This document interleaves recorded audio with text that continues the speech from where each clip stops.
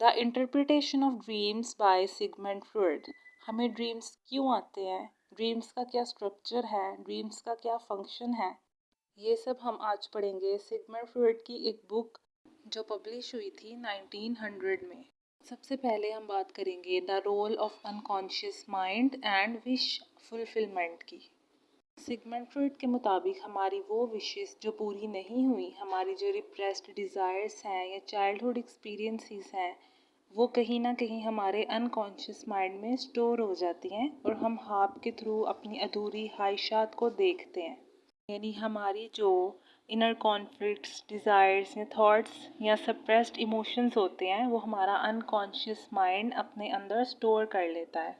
और ड्रीम्स एक विंडो की तरह काम करते हैं, हमारी हिडन डिज़ायर्स को हम तक पहुंचाते हैं। अब बात करते हैं स्ट्रक्चर ऑफ ड्रीम्स की। ड्रीम्स का स्ट्रक्चर क्या है? एक है मैनिफेस्ट कंटेंट, एक है लेटेंट कंटेंट। मैनिफेस्ट कंटेंट वो होता है जो हम ख्वाब में देखते हैं, उसे सरफेस लेवल मीनिंग भी कह सकते हैं और हमारा बहुत ही सेंसलेस, इलॉजिकल भी हो सकता है। और लेटेंट कंटेंट होता है सिंबॉलिक या hidden meaning of the dream. यानी हमने जो ख्वाब में देखा उसका क्या मतलब था, उसके पीछे क्या हिडन मीनिंग था, ये हमारी अनकॉन्शियस थॉट्स, डिज़ायर्स और कॉन्फ्लिक्ट को रिप्रेजेंट करता है। एग्जाम्पल के तौर पे देखिए, मैनिफेस्ट कंटेंट है कि आपने ख्वाब में अपने आप को उड़ते हुए देखा।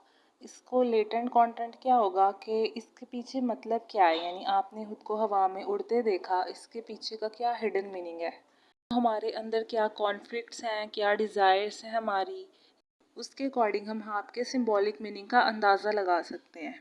इसका मतलब ये भी हो सकता है कि आप फ्रीडम या इस्केप चाहते हैं। अब बात करते हैं ड्रीम वर्क की। This refers to the mental mechanism कि कैसे हमारा माइंड लेटेंट कंटेंट को चेंज करता है मैनिफेस्ट कंटेंट में। सबसे पहला प्रोसेस है कंडेंसेशन। हमारे डिफरेंट थॉट्स को कंडेंस करके एक सिंबल बनाते हैं। फिर है डिस्प्लेसमेंट, यानी इमोशनल इंटेंसिटी को शिफ्ट किया जाता है एक आइडिया से दूसरे आइडिया में। फिर है सिंबलाइजेशन, सिंबल्स का इस्तेमाल किया जाता है डीपर मीनिंग कन्वे करने के लिए। फिर है सेकेंडरी रिवीजन, यानी ड्रीम को कोहेरेंट बनाने के लिए एक दफ़ा रिवाइज किया जाता है। अब बात करते हैं फंक्शन ऑफ ड्रीम्स। ड्रीम्स का फंक्शन क्या है? पहला है विश फुलफिलमेंट, हमारी ऐसी ख्वाहिशात जो पूरी नहीं होती, वो ड्रीम्स के थ्रू हम उन्हें देखते हैं।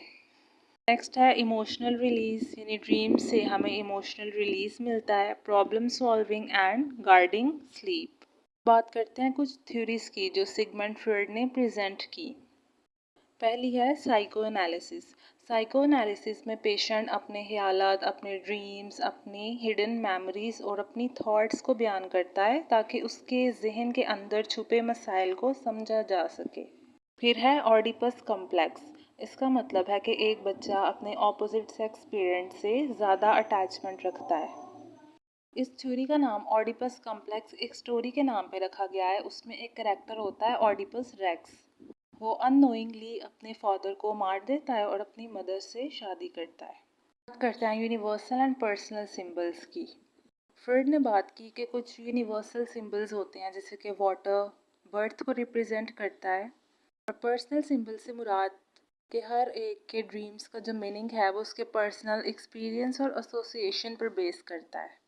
ओवरऑल उन्होंने यही बात की कि ह्यूमन साइकोलॉजी में ड्रीम्स का और अनकॉन्शियस माइंड का क्या कनेक्शन है, और थ्योरी प्रेजेंट की psycho analysis. And I really hope you understand the lecture. इसके नोट्स अब आप देख सकते हैं।